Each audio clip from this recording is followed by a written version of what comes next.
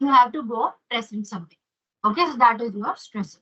Now, because of this stressor, you will first see that stressor and you have to appraise it. So that means you will have to assess or you will have to evaluate if this stressor is a challenge or a threat. Right? So let's say I have to go present or I have to go do a seminar or I will have to go do some talk in the stage. Okay. So now what the way I'm seeing it, okay, if is it I'm going to see it as a challenge or I'm going to see it as a threat, something that's going to cause danger to me or something that's going to humiliate me, something like that if I'm going to think, or if I'm going to think of it like a challenge or something like I have to go inspire people, right? So something like that. So based on this appraisal that we go through, we will go to the next step. Okay, so if you see it as a challenge, what you will do? You will obviously go and present it, or you will go and talk about it in the stage, right? But if you see it as a threat, as a negative one, that's when you will do secondary appraisal.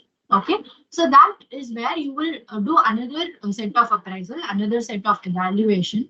So this is where you will see whether this threat that you are going through, right? So is it effective or ineffective? So that means now we are going through a threat, we are going through a fear. Okay, so now you are saying, okay, I am going to go through a fear, but because I'm going to go through this fear, is it going to help me or is it going to uh, uh, cause some damage to me? Now you see it and say that this is going to be effective. This task that I'm going to do is going to be effective anyway, because if I go and present it or if I go and talk in the stage, that is going to give some good to me, right? So if I think like that, then I will appraise it as something that is lower in threat, right? So when I appraise it like that, I will go and talk at the stage. But if I still appraise it as something that is going to be in high threat, or I'm still seeing as something that is negative, then I might not go and do the talk in the stage, right? So that is your cognitive appraisal theory. So first you have a stimuli. So in that stimuli, you are doing a primary appraisal. So that is your first step of evaluation that you are going to do. So what the evaluation is mainly whether it's a challenge or it's a threat. That is what you're going to mainly focus on. So if you see it as a challenge, what you will do, you will further go about it, or you will go to the next step and you will do that task. Okay, but if you see it as a threat, then you will go through another set of evaluation, which is your secondary appraisal. Okay, so this is where you will see whether it's going to be effective or ineffective. Whatever the task that you are going to do, is it going to be effective or is it going to be ineffective? Now, when you see it as effective, right, so you obviously are going to perceive it as low threat. So if you're going to perceive it as low threat, what you will do, you will do that task. If you're going to still you're going to perceive it as high threat, anxious, fearful, then what you will do, you will not do that task. So that is this theory mainly talking about. So this theory mainly says that your evaluation or your problem solving ability or your critical thinking ability is only making the individual to choose what they have to do. And it's nothing to do with the physiology or what else that we saw. Whatever that we saw, it is nothing to do with that, but your evaluation or whatever that you comprehend from that situation. Based on that only, you go through a certain emotion. Right? So that is your cognitive appraisal theory. Now, after this, we have another theory, which is facial feedback theory. Okay, so this theory is very simple. This is apart from all the other theories we have studied. So this theory mainly talks about, the name itself says, the facial feedback, whatever that you see, whatever that you observe from another individual. Okay, let's say I'm going to smile at you. When I smile at you, obviously, automatically, you will smile back at me. So that we will call it as something called social smile. Right? So when I smile at you, when I smile at a stranger or smile at a person that I see every day, even though I didn't talk with them, I smile at them, they smile back at me eventually. right? So that is your facial feedback theory. So this you can also see with your close individuals or also in a certain situation. So let's say you're being very nervous, right? And you have to attend an interview. You're being very nervous and you're going to that place, you're seeing that panel over there and the interviewee, the individuals are sitting over there and you see them. The first thing that you see is they give you a warm smile. Okay, when they give you a warm smile or they appreciate you, when you come and sit and when you talk for the first question itself, when you talk is they appreciate you or they smile at you or they encourage you, something in their facial expression is something that is encouraging you, you'll automatically feel lighter, you'll automatically feel happier, right? Automatically your fear will go down. Right, so that is your facial feedback theory mainly talking about. So this picture also says, so the patient, so if you see most positive emotions, if you see the patient feels better. So if you see the patient first, he looks happier. Okay, now because of that, the patient is feeling better. And others also respond more favorably in situations. So this picture is mainly about, let's say, people having certain kind of physical illness or mental illness. Okay, for them, if you see, like, let's say I am already going through some tough situation. Okay, and I think I should just smile. Or we do a lot of therapy, right? This laughter therapy and all we do.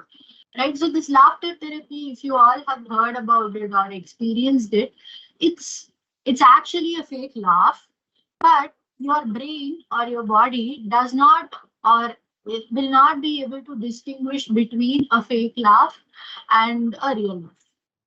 Okay, so when you do a fake laugh, your brain automatically perceives like you are laughing. It's not fake or real, it will not perceive it like that. You are laughing. And because of that, it will give certain other physiological reactions in your body.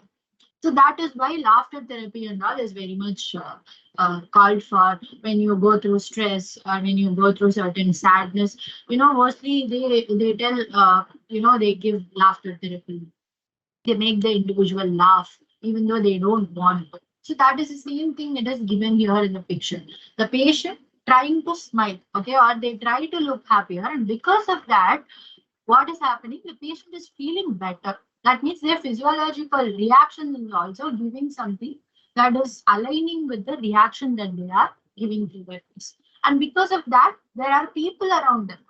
They see this individual and they also become happy. You understand? Who is sending shots, YouTube shots? Ma'am, it's me, ma'am, and that's neuroscientist Chopra's thing, ma'am. The Okay. exact words what you used to explain the mind's ability, ma'am, to Yeah. understand if it is like, I mean, the actual or it is actually the fake one. Ma'am. So I thought it might Okay. help, and so that's the reason why I'm just maybe if you can just allow for it will be less than 30 seconds, but it will be absolutely useful for the team, ma'am.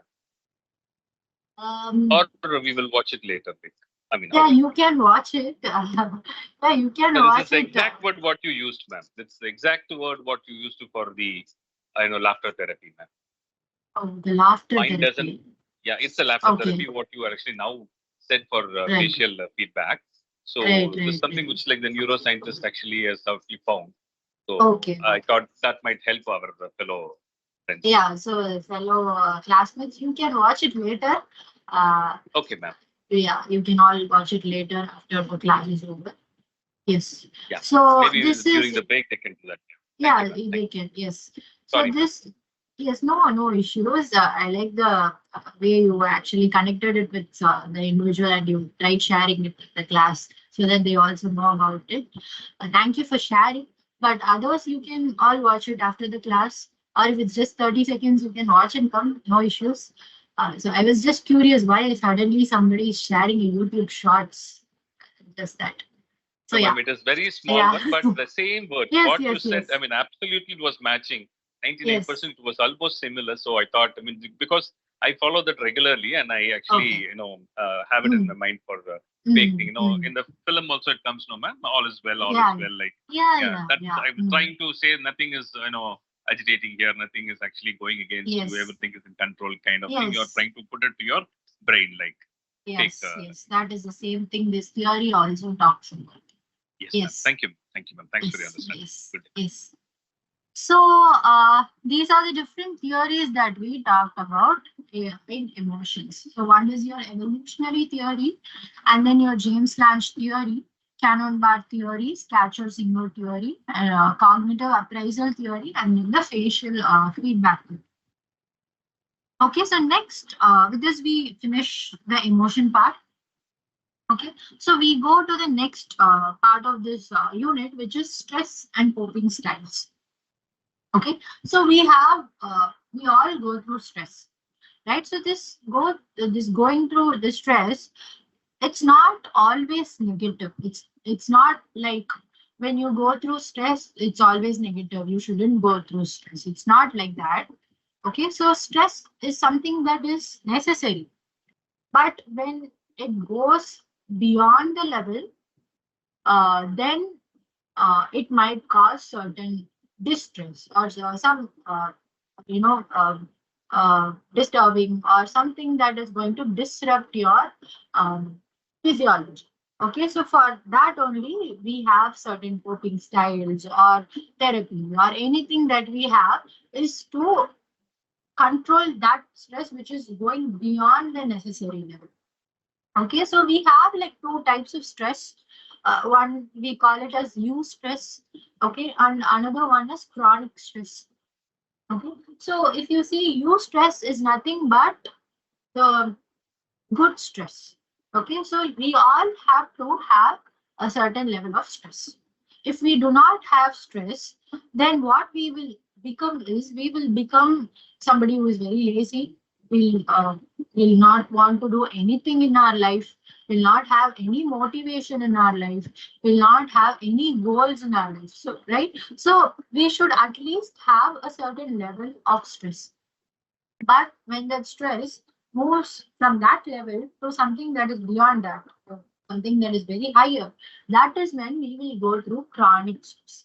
And only when we go through chronic stress, our bodily reactions or whatever the mind, the mental reactions that we give, all of that is going to disrupt our lifestyle. Okay, so now this coping style is also for those chronic stress levels and not for the new stress or the good amount of stress level that we all have.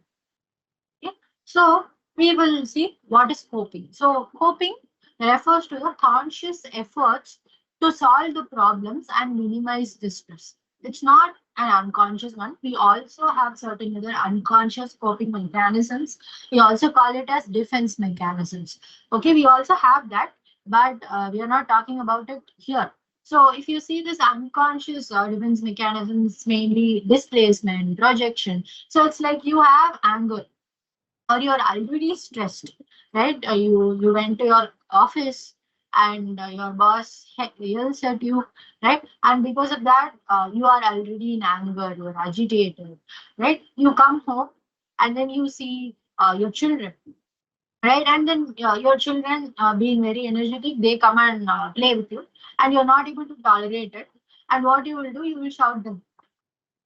So that is like a displacement that you have done, right? So that is unconsciously done. It's not consciously done. So those, all of that is not a coping mechanism, and they are called as defense mechanisms. Okay, that's always unconscious. But coping, if you see, there is also certain other coping styles that are consciously done. Consciously, we put an effort to minimize that stress. Okay, so the coping strategies can be classified into different types. One is your problem focused, emotion focused, appraisal focused strategies. Right. So all of this we will see one by one what are they. So the different types of coping strategies that one will try to follow. Okay, one is appraisal focused, adaptive cognitive recall. So these strategies are directed towards challenging personal assumptions. So this is where whatever that we think, that is where the critical thinking aspect. comes in. Okay, whatever the perspective that we have or the assumptions that we have certain things, we would try to think about it and we would try to challenge it. That means we would try to brainstorm ourselves. Okay, so for all of that, appraisal focused type of coping strategy can be used. And another type is your problem focused adaptive behavior. So these strategies aim to reduce or eliminate the stressors. So this is where this is nothing to do with your the way you think about certain things. It's about a problem that is occurring there. Okay, you are able to see that you are in a certain issue, and when you are in a certain issue, what you can do to alleviate it or to eliminate it. Okay, so when you focus on that, it's called as problem focused, and problem focused are mainly behavioral only. So that means whatever that you can do instead of thinking. If you are going to think and think about it, nothing can be changed, right? So you have to go do something about it. So that is why problem focused are adaptive behavioral, right? And then we have another type of coping strategy, which is emotion focused. So these strategies focus on changing the personal emotional reaction. So whatever the theories that we have seen so far, the emotional theories that we have seen so far, if you see, like you are going through anxiety because you did not want to talk on the stage. So how would you like to change it? You would like to see the positive aspects of it. Why are you given this opportunity to talk on the stage? What are the benefits of it?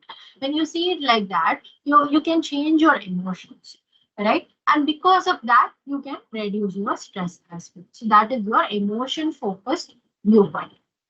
Changing your personal emotional reaction, or also if you are going to have a downfall, let's say a failure, right? You failed in an exam, and you see that obviously you will be sad, right? So when you are sad, you can be for a certain amount of time, but then when it exceeds only, that's when we have this bad stress, chronic stress and all that. So when it exceeds, instead of being in that emotion itself, you can tell yourself, or you can try telling yourself or showing yourself how it's actually helping you to do better, how it's actually helping you to learn certain other things, to know that these are the things that you shouldn't be doing later.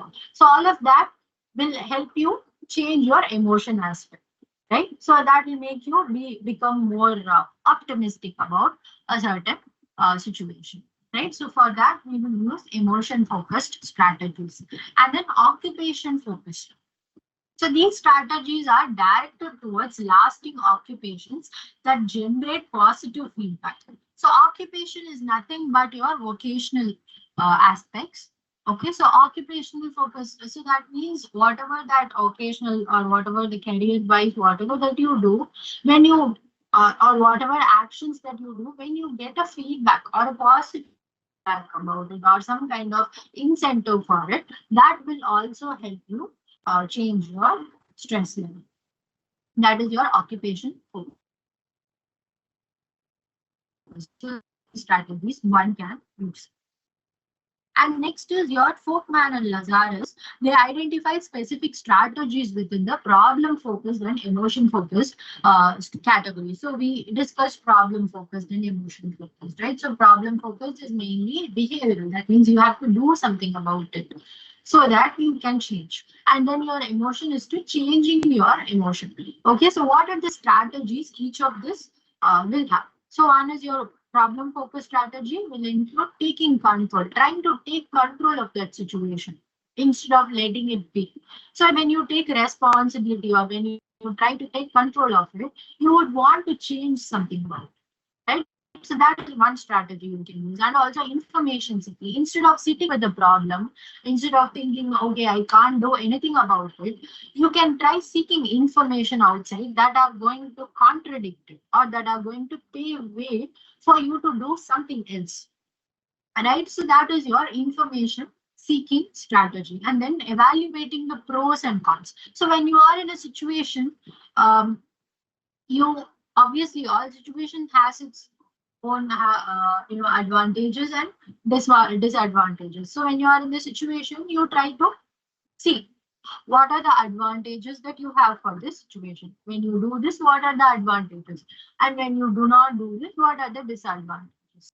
Right? When you evaluate it, when you weigh that down, you will be able to understand whether you can do this or not, whether you can take this action or not. Right? So all of this will be your problem focused strategies. And then we have your emotion focused strategies. So if you see emotion focused strategies mainly involves disclaiming responsibility or blaming, exercising self-control, positive reappraisal. So disclaiming is nothing but um, refusing something, let's say, or denying something, or saying no to something, or trying to not wanting to accept something. Okay, so it says that you are a failure, right? When they tell you that you are a failure, you don't take it and you defend it. You tell that no, I can't be a failure. Just because this situation occurs, one thing happens. Just because I failed in one exam, I cannot be a failure. So when you defend it like that, you'll be able to change it, right? And then items. So most of the time, this is also something that's negative, right? But also this is one type of strategy that you can use, escape avoidance. Instead of getting trapped in the emotion, you can try to divert yourself, right? Instead of after going through a failure, instead of sitting with it for a long time, you just go do something else, divert yourself. Go for a walk, talk with your friend. Right? So all of this is your escape avoidance so that you can also move on, right? And then you're accepting responsibility or blame. This is also one thing. If diverting or distracting yourself is one thing, accepting is also one thing. So if you see, there is a paradox. If you all have heard, I'm not sure. There's a paradox. Only if I accept a certain thing, I will be able to change it. So, without you accepting a certain emotion, without you accepting that this situation had occurred, you will not be able to change about it, right? So, accepting responsibility. So, you have failed in this exam. You have to take the responsibility of telling that yes, I did not put my effort, or whatever effort that I put did not was not enough, right? So, when you accept something like that, instead of blaming the teacher, or instead of blaming the question paper, or instead of blaming the surroundings around you, when you accept it, what you will be able to do, you will be able to change something about it. Okay, so that is accepting responsibility or blame. And then exercising self-control. That is also important. So self-control is also with your emotions. So whatever that emotion that you have, instead of trying to let it just flow, you have to have some self-control so that you can also change. You see certain things, even though it's going to be a negative, even though it was negative, how you learn from it and how you see it optimistically further. So that is your positive reaction. So all of this can also help you uh, get out of this stress. So these are the different strategies that you use for problem-focused strategies. Problem-focused coping, and also your emotion-focused coping mechanism. Okay. So we will see next is the physical basis of stress. So as we all know, the first slide I summarized, right? I talked about sympathetic nervous system, parasympathetic. So as you all know, stress is the body's response to certain situation, right? So it's subjective, meaning what's stressful for one person may not be for another, right? And it can be positive and negative, helping in emergencies or meeting deadlines, but too much can be harmful. So as I said, there are like different types of stress, stress, chronic stress, right? So how you go through it, all of that can also how you try to move away from it. All of that will impact your physiology, or how you try to deal with it, right? So if you see the physiological basis of stress, there are like different parts in your body that plays an important role. One is your central nervous and endocrine system. Okay, so central nervous system. So as I said, there is a part in your brain called thalamus, and beside that there is a part. So this hypothalamus only initiates the stress response, leading to the release of stress hormone. So a famous stress hormone, always you need to remember stress hormone means cortisol. Okay, so cortisol is like the important stress hormone, and then also adrenaline. So these two stress hormones will be released from the hypothalamus. Okay, this is your endocrine system and your central nervous system playing an important role, and then your respiratory and cardiovascular system.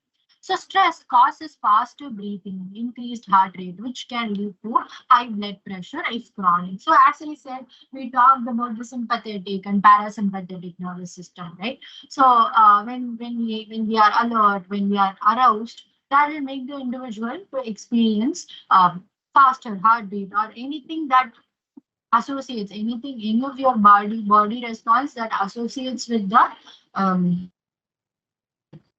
alertness. So you're increasing heartbeat, increasing breathing rate, increase in sweat, increase in or decrease in digestion, right? So all of this, or decrease in salivation, decrease in hunger, all of that is also somewhere relating, right? So that is what we see next, which is your digestive system. So when we are stressed, mostly we do not feel hungry. Okay? So stressed, or when you are going through a chronic situation, we will never feel hungry. That's because you are right. So during that time, your body should not work further, so that all the energy will go there. You understand, like you are already in an alert situation where you have to do a lot of work. And for that situation only, you will be needing a lot of energy. So for that, your body stops every other mechanism that it can stop, right? That it can stop, which doesn't make it fatal, right? So all of those mechanisms, your body will stop. So that those energy you can gain and you can do further about that situation. Can you see how wonderful it is? Your body helping you to deal with the stress without your knowledge, right? So that is one thing. And then your muscular system.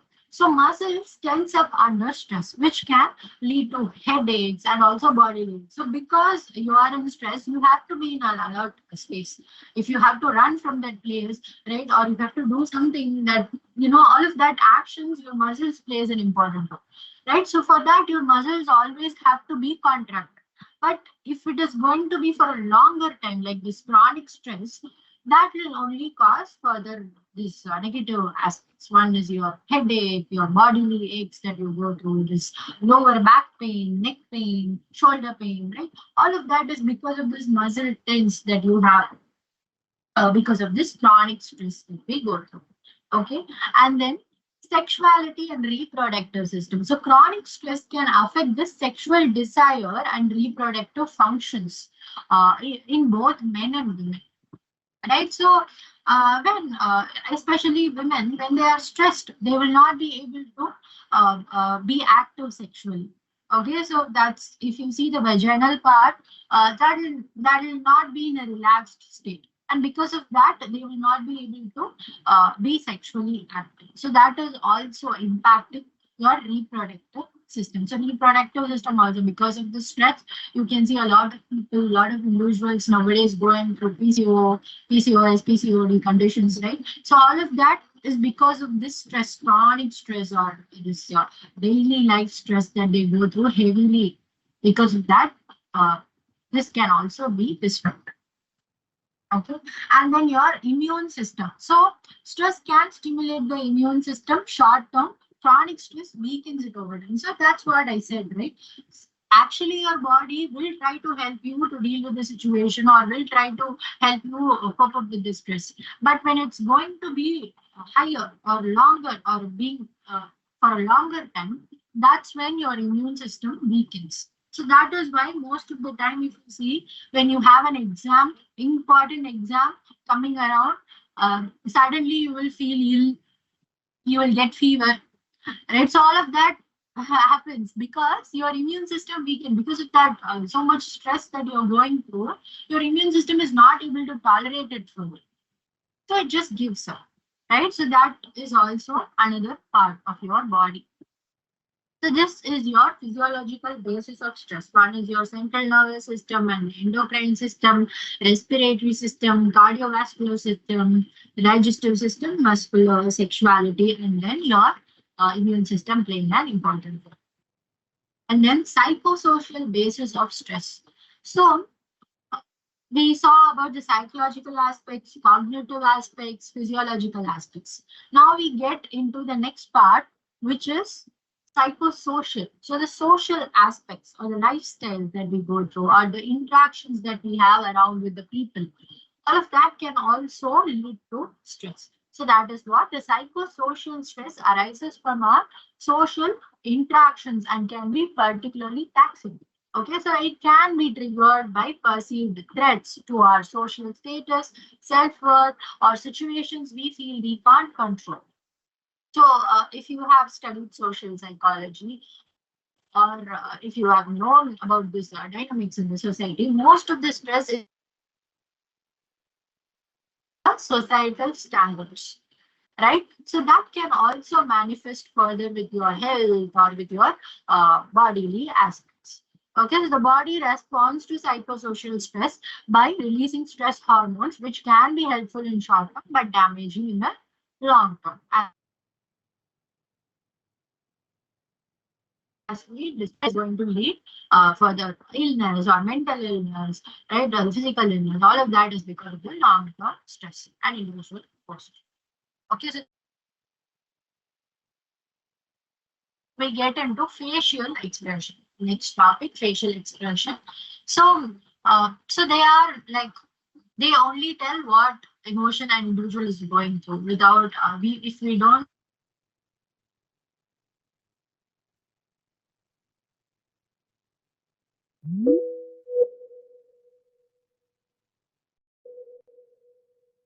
right. So language or the hand-on skills, all of that can be in your level two, right? And the bottom level are like many tiny specific abilities that we can, right? So like if you see, let's say it's about verbal intelligence, let's say. So under verbal intelligence, so that is itself a cognitive domain variance. That is your second level. But and then what will come under the first level? You can have spelling, or you can have comprehension, right? You can have fluency. All of that are tiny specific abilities. So he said under specific abilities, there is also tiny specific abilities we must carry. So that is your burnout talking about. And then comes the Cattle's theory. So here, Cattle, he came up with a very important concept. He said, he they talked about general intelligence, specific intelligence, and how they are distinct from each other, how they cannot be together, or how they are dependent on each other. All of that these people talked about. But this Cattle, he mainly talked about two different types of intelligence. That is your fluid intelligence and crystallized intelligence. Okay, so what he meant by this term is that your fluid intelligence is your raw mental ability. So the whatever that you learn, okay. So whatever that you learn newly, all of that can be your fluid intelligence. So from your childhood, whatever that you learn new, or whatever that is taught to you, like this is red, or these are the different types of colors, or the languages that you learn, something that is new. All of that you can call it as fluid intelligence. And then comes your crystallized intelligence. So these are like the um, accumulated knowledge that you have or the skills that you develop from the fluid intelligence. Okay, so let's say in fluid intelligence, you learn different words, like you learn alphabets, you learn A, B, C, D, and then you also learn different words, like the basic words. But from those words, you try to develop your vocabulary further, like learning complex words, learning how to frame a sentence, abstract sentences, right? So all of that you learn that those complex or the comprehension that you learn after that, or the vocabulary that you develop after developing your basic skills, all of that will be your crystallized intelligence.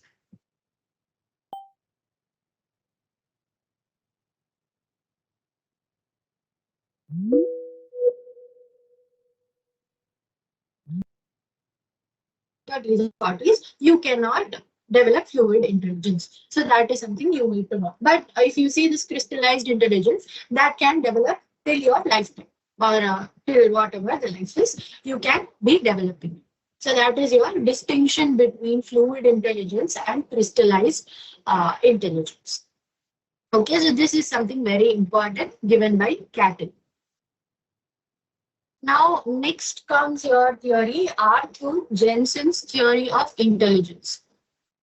Okay, so this person mainly talked about different levels of intelligence. So, like level one, he talked about associative intelligence, or the level two, he talked about the conceptual intelligence. We all say, but he also focused on the different cultural ethnics that plays a role in intelligence. He said that people who live in a certain region like Africa, and people who live in America, how they are different from each other. And when he analyzed, he understood that certain people who are in Africa and America, they all had a certain ability that is same, that is in same level. But a certain different abilities, he saw that they had difficulties. Like the vocabulary development, he saw there is a difficulty in African population. But then he also understood that the mathematical or the spatial ability is something both of the community, I mean, both of the cultural people, they had the same type of intelligence. And also, he talked about how the siblings or the twin, so all of the studies he did, how genes can be related to each other. How people having, the identical twins we call. So those identical twins, how sharing genes, how they are influencing the individual's intelligence. So mostly they understood this identical twins. They shared like the same type of intelligence, even though they were reared apart in different parts of the world. And they also understood that the siblings. So siblings who are gone, who have gone together, grown together, even though they are grown together, reared together, they still had differences in their intelligence. So all of these genetic factors also he studied. Okay, so this is your Arthur Jensen's theory of intelligence. So with this, we finish the classical theories of intelligence. Okay, so next we get into the contemporary theories, the theories that came into existence after all these perspectives. So that is your contemporary theories. So under contemporary theories, we have Gardner's theory of intelligence, very famous theory. So this person also denied the fact that we all have general intelligence. Okay, he said that we all have specific intelligence only, and we all excel in a certain specific intelligence alone. There is no general intelligence. And with that, he gave around like 8 independent intelligences. Okay, so one is your linguistic or the verbal intelligence. Next is your logical or mathematical intelligence, and then your naturalist intelligence, the bodily or kinesthetic intelligence, musical, rhythmic, right, and interpersonal, social, intrapersonal, and then the visual or spatial intelligence. So what he meant by all of this is that linguistic or verbal intelligence is nothing but, there are certain people who are called as word smart. So they are good at writing, they are good at reading, and they're also good at storytelling. So these people have very good verbal intelligence. Okay, and then comes your logical or mathematical. So these people are very good at numbers. So numbers, reasoning, right? So the calculating, analyzing part, all of that they are very good at it. And then your naturalist. So naturalist is something like we call them as nature smart. So they would be able to identify the plants, animals, patterns in the nature. like the flora and fauna, they'll be very keen about those aspects. So those people we would call it as naturalist. Okay, and then your bodily or kinesthetic intelligence. So these people are good at acting, let's say, or dancing, or even sports. Right, so all of those people have good bodily or kinesthetic intelligence. Okay, and then your musical or rhythmic intelligence. So the recognizing patterns in sound, the vocal intelligence that they carry, all of that will be here. And then your interpersonal or social intelligence, or understanding other people's feelings, or leading a team, or initiating a relationship. Okay, so all of that will be here. And then intrapersonal or introspective, it's nothing but understanding themselves. So intra is nothing but something that is inward, something that is to do with the self. So they are very good at understanding themselves, like self-reflection, introspection, they will call. And so all of that they will be very good. And then your visual or spatial intelligence, so that's nothing but the picture, or the artist, let's say, so the drawing or mapping something or visualizing something. They will be very good at it. So these are the different types of specific intelligence this person gave.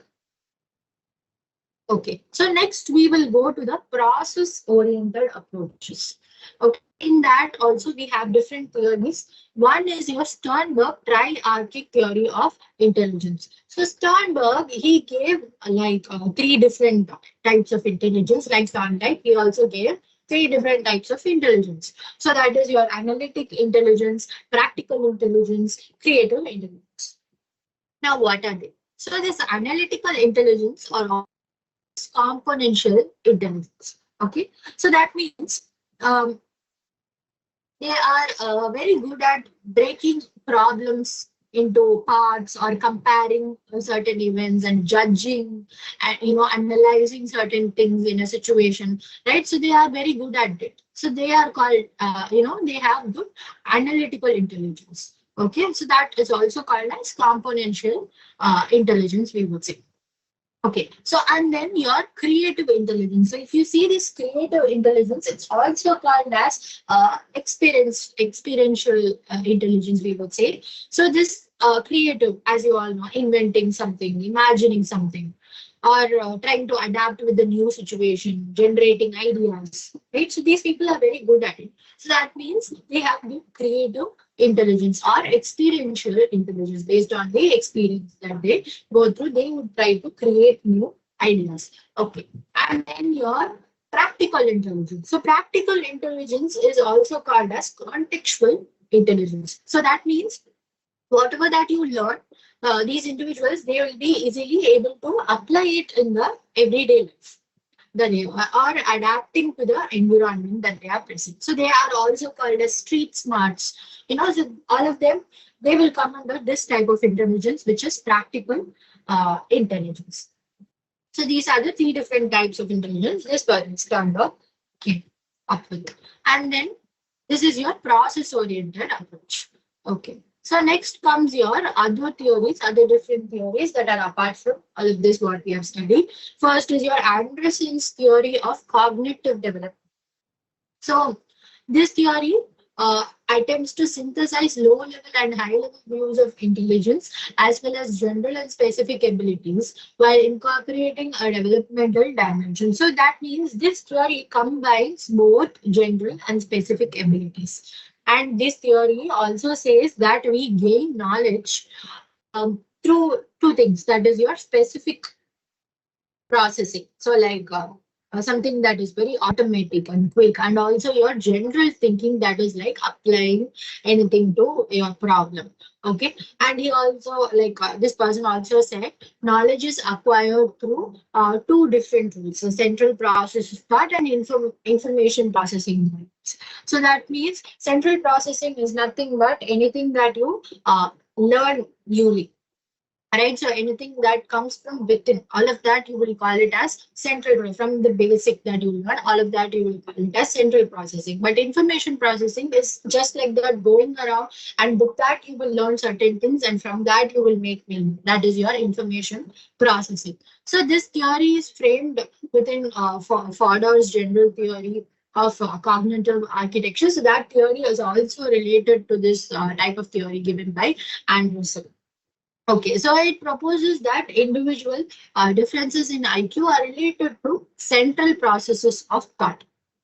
So that's what he said, that whatever individual differences that we get in intelligence, that is because of the different subjective experiences that we go through from our childhood. So that is what the central process, whatever basic or the foundation that we gain from our childhood, because of that only we have individual differences in IQ. Okay, and then your cognitive development is related to dedicated information processing knowledge. So whatever cognitively that you develop, so the critical thinking part or whatever that you understand situation or analyze a situation, all of that can be done because of the experience that you carry. So this is like given by Arthur, I mean Anderson. So this person said that we have uh, general and specific intelligence, and they are combined to each other, combined with each other, and how the different modules are relating to each other, and how they play a different role in different individuals' life. Okay, so that is your Anderson's theory, and then Ising's structural theory. Okay, so he mainly talked about how the biological basis or the neurological basis plays an important role in intelligence. So with that, he came up with three components. One is your reaction time, and then your inspection time, and then your average evoke potential. So reaction time, if you see, it's nothing but the way you respond to something. So how fast you are able to respond to something, the mental speed that you carry, right? So when you have good mental speed, that means you have higher intelligence. Okay, so that is your reaction time talking about. And then there is inspection time. So that means less time needed to understand a stimulus. So how much time you take to understand something, to learn something. Okay, so that means the inspection time. So when you take very less time to understand something or to learn something new, that means you have higher intelligence. But reaction time is opposite of it. It's the way you react to something or you respond to something. Some kind of stimulus is given to you, and how you respond to it. That is your reaction time. Inspection time is how you gain something or how you learn something. Okay, and then your average evoke potential. So that you will also say AEP, average evoke potential. So the more complex or faster your brain waves are, that means you have brighter mind or you have good intelligence. So the in EEG we have potentials. So the evoke potential, you would say. In that we have average evoke potential. So the brain waves that you see, when the waves are with high frequency, that means these individuals have uh, very high intelligence. So that is how this Eisen categorized it. Okay. So this is your Eisen structural theory, mainly focused on the biological basis. And then your SES is bioecological theory or also biological theory, we would say. So this person mainly talked that we are all, born with multiple mental potential that can be biological. So these multiple intelligence are biological based and limit the mental processes. So whatever the environment that is around, before that we have biological component. That biological component only decides a lot of things. So this person talked about it. So he also said, so whatever the experience that we go through or the environment that we are around, that is just adding to it or that is just developing whatever that we already possess.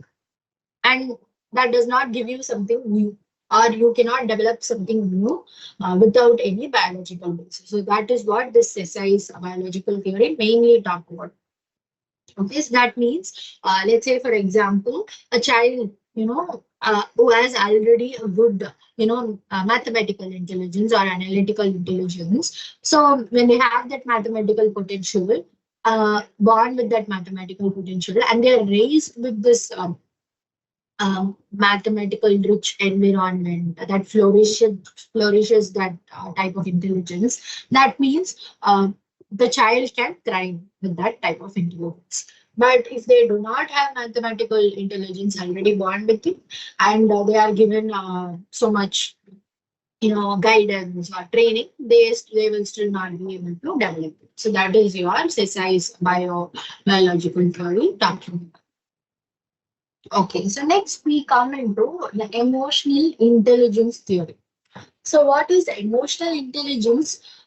So if you see, emotional intelligence is like the ability to understand and also manage your own emotions and influencing others' emotions. So that you will call it as emotional intelligence. So the ability to understand and manage your own emotions and to influence others. Right? So that we will call it as emotional intelligence. So under that we have, so this person called Goldman, he came up with uh, like this four categories.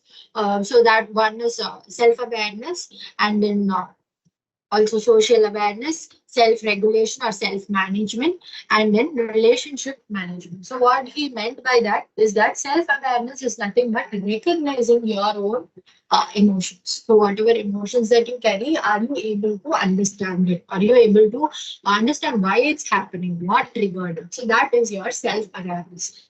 And then your social awareness is empathizing others. So like building um, relationship with others or understanding another person's feelings and emotions. So that is your social awareness. Okay. But your self management is like controlling your uh, impulses or whatever, at the heat of the moment when you have anger, how tolerant are you, or how are you able to change it or regulate it into a healthier way of showing it.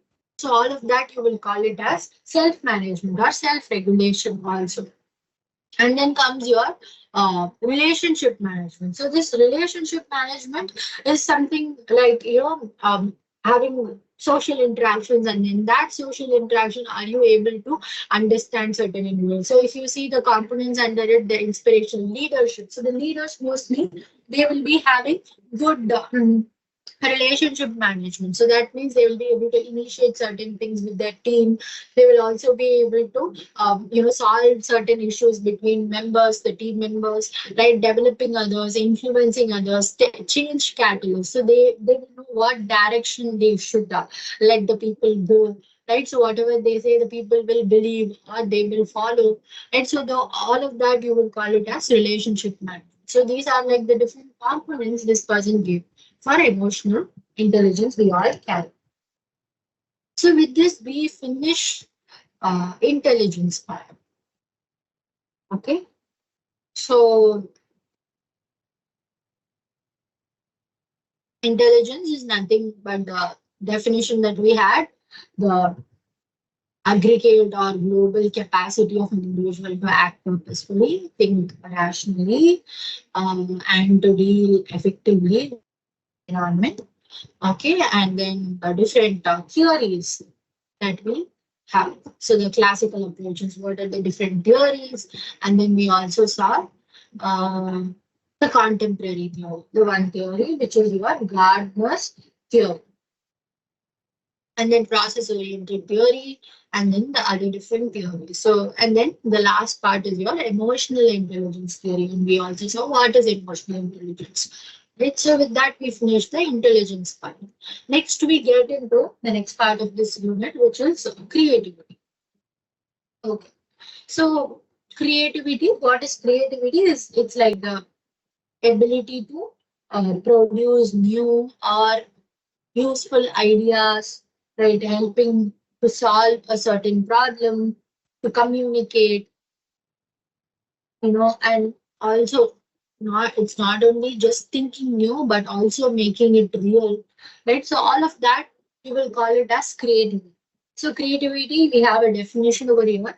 Creativity is defined as the tendency to generate or recognize ideas, alternatives, or possibilities that may be useful in solving problems, communicating with others, and entertaining others, as well as ourselves, right? So entertainment also needs creativity. So these comedians, right, those who try to engage people, they also have creativity.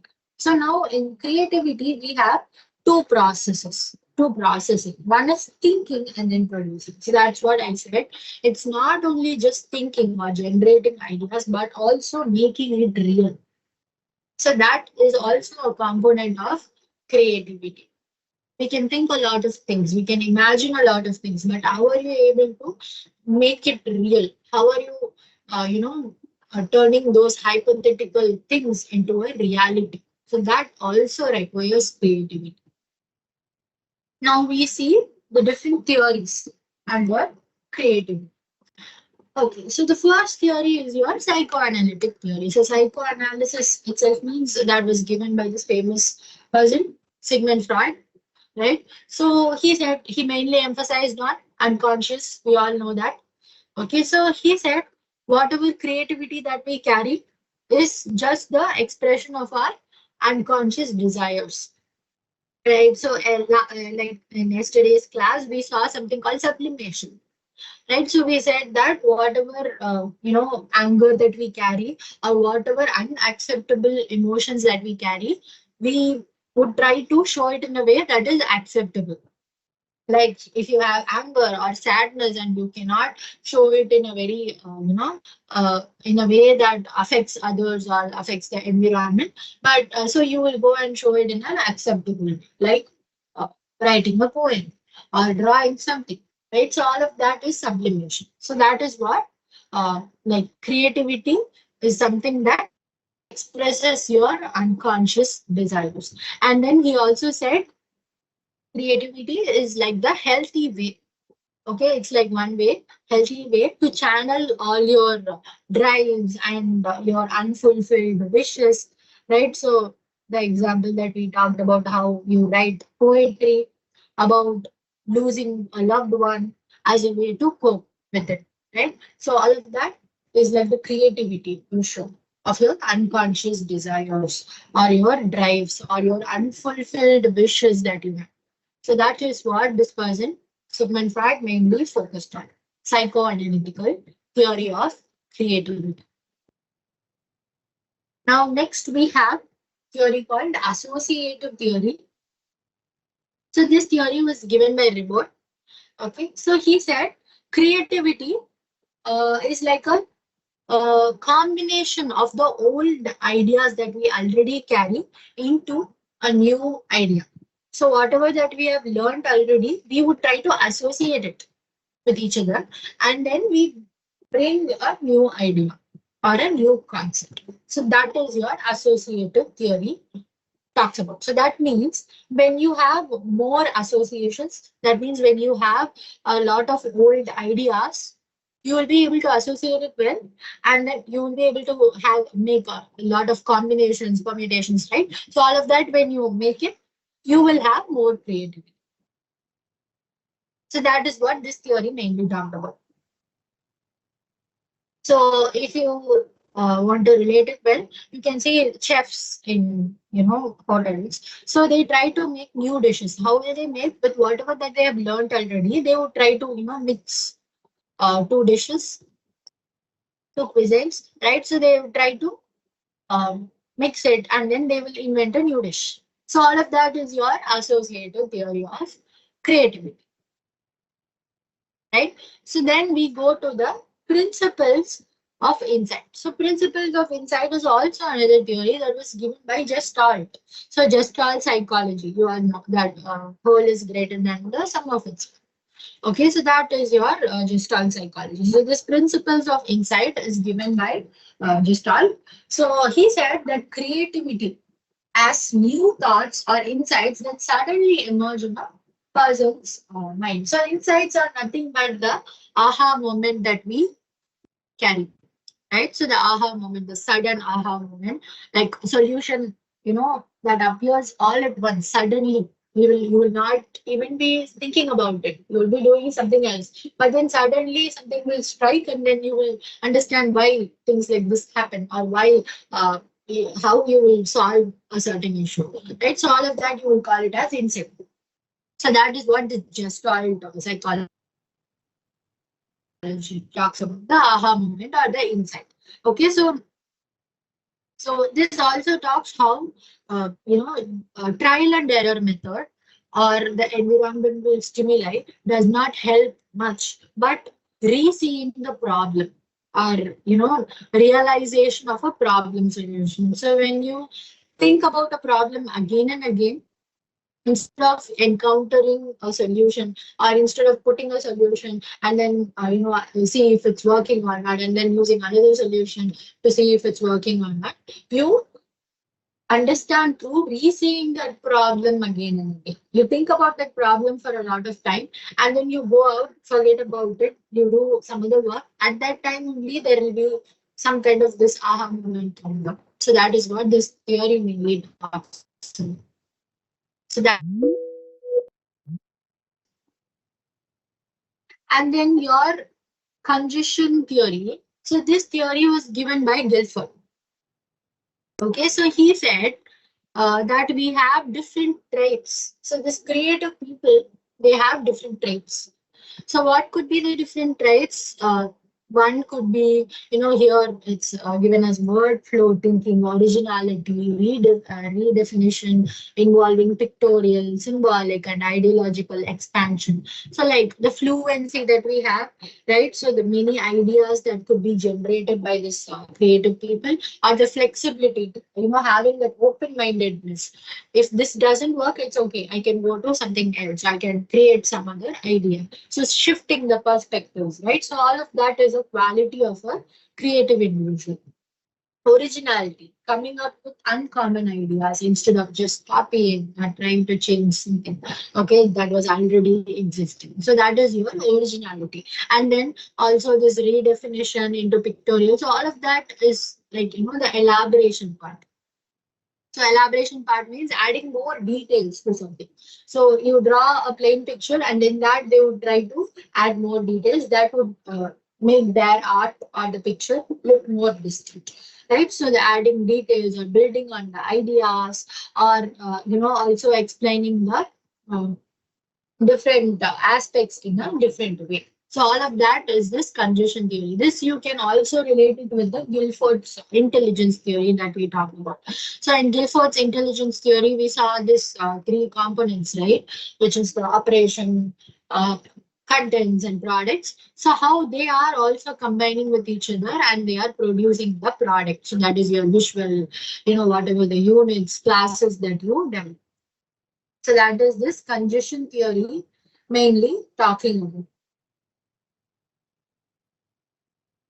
Next, we go to the nature of creativity. What are the different aspects or what are the characteristics of creativity?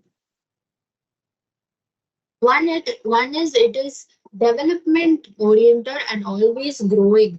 So that means it is something you can always produce new and also original with your developmental aspects. And then it enhances the quality of material or matter. It varies according to intellectual ability and is related to intelligence. So creativity comes with intelligence. So that is what your book also talks about. And there are other theories that tells creativity and intelligence are totally different. They are not related to each other.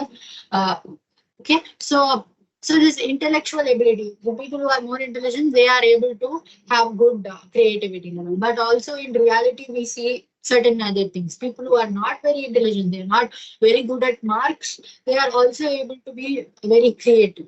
Right. So in that case, we are able to see how intellectual part and creativity is not relating to each other. Right. And also creativity, creative thinking is constantly changing according to new trends. That's what the open-mindedness or the not having this fixed mindset and trying to change or adapt with the situation and the flexibility that we have, right? So it brings joy to the thinker of new imagination. So mostly creative people, they'll be very happy. They always have this optimistic view. Whatever it is we can do, anything is possible. So that kind of mindset they will be having. So it involves flexibility of thought and behavior, and creative people are always ready to adopt new behaviors and fantasies, right? And then it involves re-explaining problems or seeing them with a new attitude. It includes abilities like fundamental ideas, freedom of judgment, awareness, sensitivity, and entertainment. So these are like the different abilities, so like originality, the freedom of thought, the awareness or the sensitivity. All of that is a necessary ability that is needed in creativity. So these are the different characteristics or nature of creativity. Now we have different components in it, that is creativity as an individual. So as an individual, as a individual with good creativity level, how they will behave. So first, they'll ask a lot of questions, right? They'll question everything that is around them instead of just accepting it. So that is asking many questions, having a higher self-concept. So that means they have good positive self-image that they carry, right? So whatever the idea that they will have something positive towards it. And then being more tolerant of ambiguity, so they'll be very comfortable with uncertainty that is around them. They'll be tolerant of it. Okay. And then being determined and self-reliant. So determined, independent.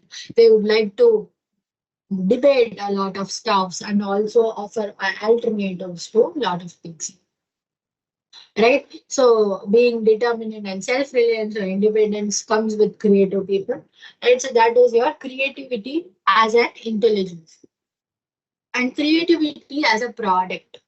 So this is like whatever the ideas that are generated, the outputs that we get. So how it will be. So the creative product or the creative outlet, how it will look. So it will have originality. It will be very new. It will be some. No, it will have some novelty, right? And it will be unique and diverse. So diversity. So shows variety, right? And flow means feels natural and it'll look smooth. So these people are whatever they come up with, it'll look like, yeah, this could also be developed. It is also somewhere relating with reality. So that you will call it as flow. And amplification. So amplification is makes things bigger or also better, right? So that you will call it as amplification to make something better. Okay. Next, we have creativity as a process. So in this, we have like 5 different steps. Okay. So this is also a theory, but in your book, it's given like this creativity as a process. So this creativity or whatever creativity that occurs, it occurs in 5 different steps. Okay. So that is what given. And what are the steps? First is preparation. Next is incubation, intimation, illumination or insight, you can say, and then verification. So preparation is nothing but you have a problem. Now you want to go study about that problem, focusing on that problem, understanding about that problem, right? So all of that will be your preparation. And then your incubation. So if you see incubation, it's like um, you will sit with that problem. You will let that problem sit in your mind for some time. That will keep running inside your mind for some time. So that we will call it as incubation. So the internalizing the problem into the unconscious mind. So you'll keep thinking about it. It will come in your dreams. Right. So all of that is your incubation, signs of incubation. And then intimation. So intimation is where uh, you will feel like you got the solution, getting a feeling that a solution is coming. You'll feel like, yeah, something is coming. You know that you will call it a tip of the tongue phenomenon. So like the answer is coming somewhere. It's here in my throat. I'm not able to say it out. That part is what intimation talks about. Feels like the solution coming, right? This is your third step. And then illumination or insight. So so this is where after intimation, so that is your feeling like the solution is coming. After that you'll be like, let me not think about it anymore. I am done with thinking about it. Even after incubation you will think the same way. You will think like, I'm done with thinking about this. This is so frustrating, so let me go focus on certain other things, distract myself. So you will go do all of that. That is when suddenly this intimation, this tip of the tongue comes into play, and then your elimination also comes. So elimination or insight, we talked about this in the Gestalt theory. So Gestalt principles of intelligence. We talked about, principles of insights. We talked about the aha moment. Likewise, here also comes the aha moment, the creative idea emerging into the conscious awareness. Okay, suddenly getting the solution to a certain thing. Despite you will not be thinking about it at all, but still you will get that solution. So that is your elimination or insight. And then comes your last step, which is verification.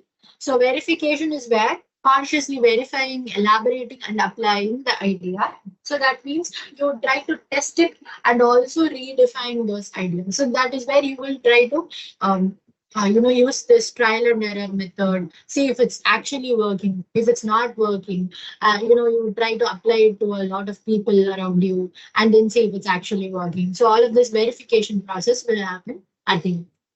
So these are the 5 different processes uh, for creativity, or 5 different steps that needs for an individual to have creative thinking or creative ideas. One is preparation, incubation, intimation, elimination or insight, and then your verification. Next, we see the different components of creativity. Okay, so there are like 4 different components given. One is your continuity. Next is your flexibility, originality, and expansion. Okay, so continuity is nothing but fluency, the ability to consistently change in a useful manner, generating different types of ideas continuously. So generating many ideas quickly. So the quantity part, right? So all of that will be focused over here. The continuity or the fluency that you get with generating ideas. Okay. And then we have the next component, that is flexibility. So flexibility is where you would try to shift the approaches, as we all talked about, the open-mindedness, not having the fixed mindedness. So the trait of self-control, foresightedness, and consideration for others' preferences. So brainstorming, right? All of that will come over here. Despite, if you had generated an idea, that doesn't mean that idea is the only correct idea. You are also open to others, telling ideas how, your idea could also be wrong. So it involves adapting thoughts according to time and circumstances, adapting to new situations. So all of that will be your flexibility. And then, um, the next component, which is originality. So producing something novel, something rare, something that's unusual, right? So all of that will be a component of creativity. So creative individuals prefer novel ideas over older ones. They are strong-willed, industrious. Industrious means they're action-oriented and courageous, always eager to start tasks independently with unique opinions. So that is your originality. They would not want to copy others. They would want to create new ideas on their own. All of that will be your originality. And then expansion. So expansion is also elaboration. So that's what we already saw. So elaboration is nothing but adding, certain details to certain things, exaggerating thing, elaborating a thing, or even explaining certain thing with rich vocabulary, trying to make certain thing understand with a lot of examples. All of that will be your expansion. So these are the different components of creativity. One is continuity. Continuity is nothing but the part that is relating to fluency. Flexibility, originality, and expansion is nothing but the elaboration. Next, we have process. So this creative process. So this is something we already saw. It's just a repetition. So the 5 steps that we saw: the preparation, incubation, intimation, elimination or insight, and verification. Okay, next we see the features. So this also is just the repetition. Okay, so the originality or the innovation that we carry, or the high degree of intellectual ability that an individual needs. So we saw right the creativity and intelligence, how they are related with each other, flexibility, problem solving, knowledge, adapting to new situation, power of imagination, and the ability to check the correctness of imagination, right? Being open, verifying it, analyzing it again and again, criticizing it, open to criticisms. So all of that will be a feature of creativity, multiple dimensions and areas that we have trying to understand multiple dimensions. So all of that you will have call it as the features of creativity. Next, we get into characteristics of creative people. So creative people, they possess a broad range of knowledge. That means they have wide knowledge in whatever subject that they study or whatever that they want to excel, they have wide knowledge about it. And they also have, good mental imagery about it. So that means they'll be able to have a good concept about whatever that they know, instead of just mugging up, instead of just saying whatever that is, they will really know about it. So that is your creative characteristics of creative individuals, and then they are open to new. So whatever the flexibility part that we said. So this is just the um, repetition. So they tend to have more vivid dreams and daydreams. So they think a lot. So that means they have a lot of ideas coming up, a lot of situations that they can generate. So with that only they will be a daydreamer, right? So with that only they will also be able to generate a lot of ideas. And then creative people value their independence. They like being alone. They like autonomy. They like being out of control, right? So all of that is a characteristic of creative people. Like they really value freedom. While they may be unconventional in their work, they are not necessarily so in other aspects of life. So whatever work that they do, or this job that they go to, they might look like they are not fitting in that role, or they are not fitting in that environment. But that doesn't mean they are not good at it. It's just that the way they do it will be different. Okay, so that is the characteristic of creative people. So one is that they have a broad range of knowledge, they have good mental imagery, and they are open to new experiences, flexible. They have good, they are good daydreamers, vivid dreaming, but they not only daydream, they also put it to action. So that is the distinction between the people who are daydreaming only and the people who are creative.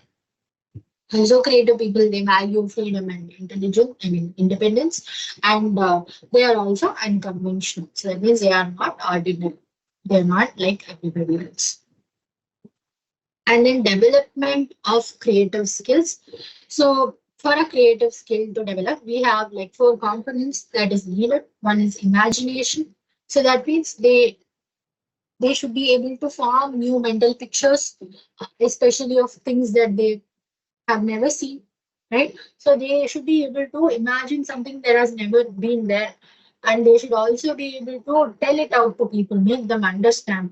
And so all of that is like the development of creative, one aspect of developing creative skill. And then observation, actively looking around the world, observing everything that is happening around, why this is happening, questioning everything that is happening around, right? So all of that is also uh, uh, a characteristic.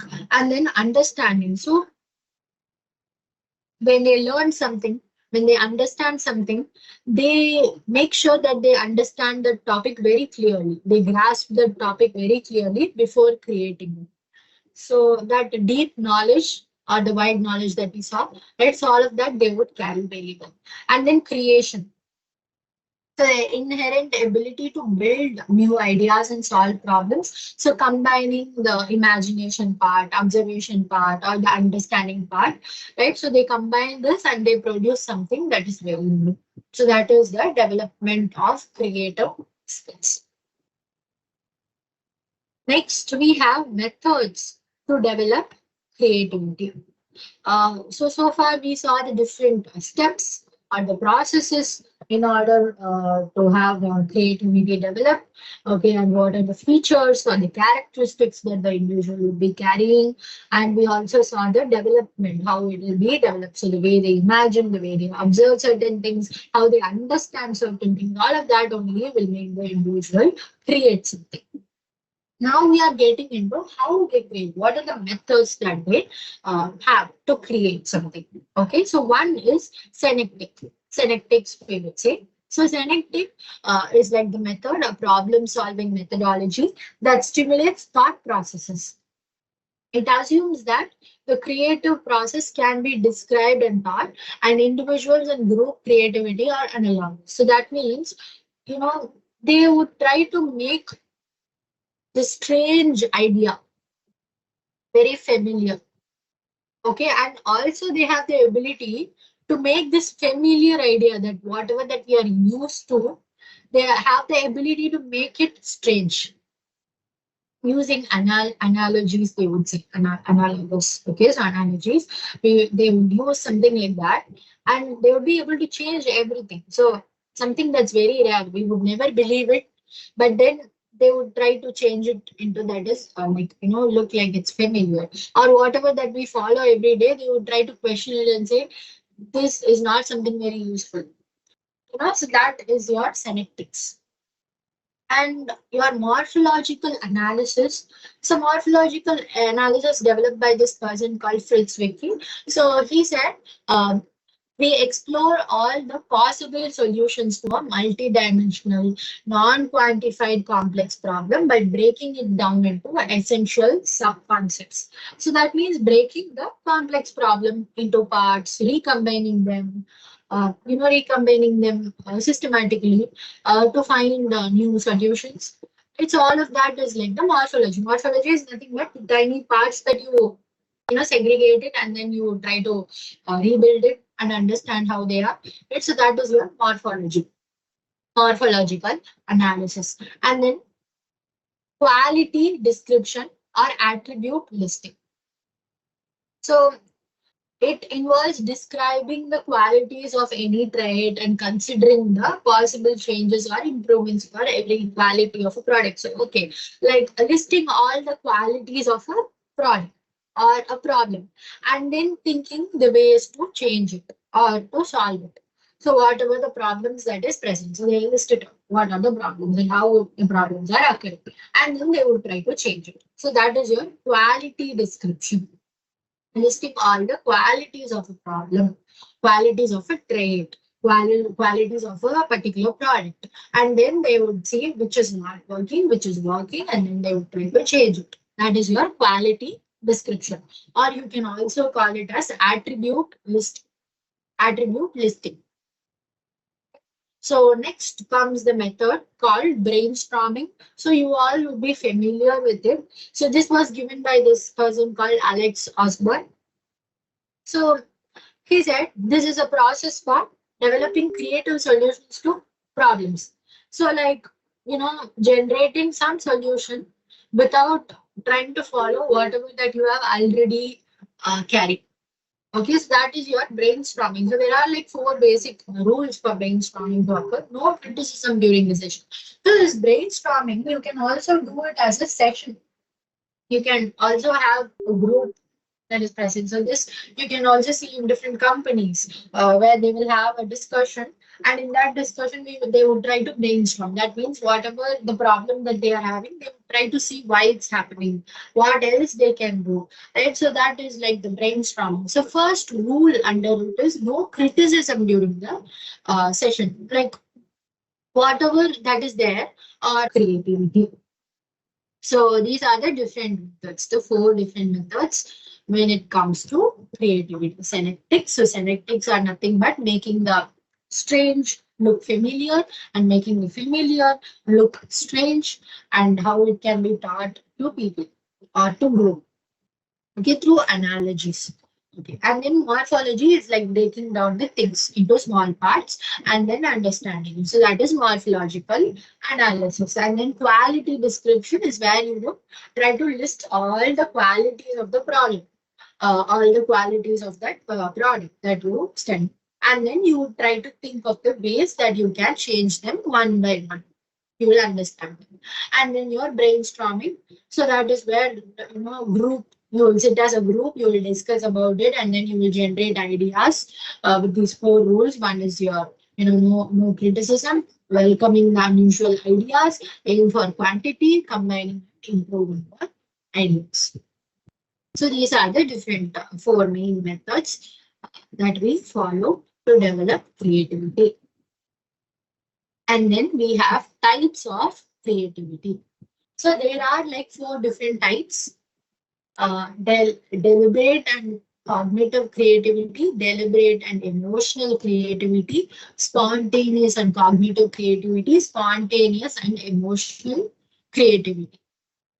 So deliberate and cognitive creativity. So that means uh, deliberate and cognitive means the individual will be hardworking and they will also be expertise in something. So that is your deliberate and cognitive creativity. So this type involves purposeful, knowledge-based creativity. People with this type of creativity are proficient at research problem solving. So that's what we have two components in that. One is hardworking and expertise. So a scientist developing a vaccine. So this scientist, they already have expertise.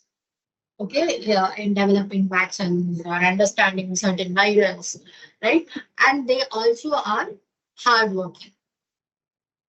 So these are like the different qualities of this type of creativity. They require dedication, time, and